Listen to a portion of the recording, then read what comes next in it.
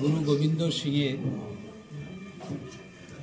বীর দুই সন্তানের বলিদান দিবস ভারতীয় জনতা পার্টির পক্ষ থেকে ত্রিপুরা প্রদেশ কমিটির উদ্যোগে আমাদের সদর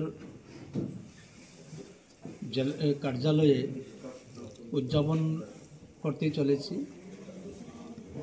এই দিবসটি আমরা সারা ভারতবর্ষেই পালিত হয়ে থাকে এবং সারা ভারতবর্ষের সঙ্গে আমাদের ত্রিপুরা রাজ্য আজকের এই দিনটিতে ভারতীয় জনতা পার্টির প্রদেশ কার্যালয়, জেলা কার্যালয় এবং মণ্ডল কার্যালয় পর্যন্ত আমরা অনুষ্ঠিত করতে চলেছি।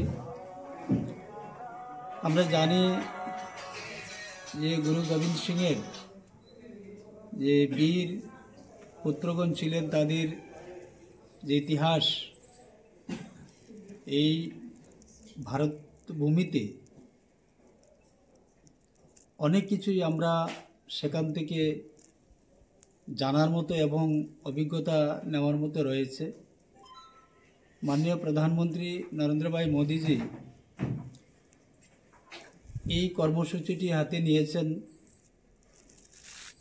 আমরা সবাই জানি যে ভারতবর্ষ ধর্মনিরপেক্ষ দেশ। আমরা প্রত্যেকেই আমাদের ধর্মকে বা উপাসনা পদ্ধতিকে আমরা শ্রদ্ধার সঙ্গে পালন করি এবং অন্য ধর্মের বা ধর্মগুরুদের আমরা প্রতিও শ্রদ্ধা রাখি।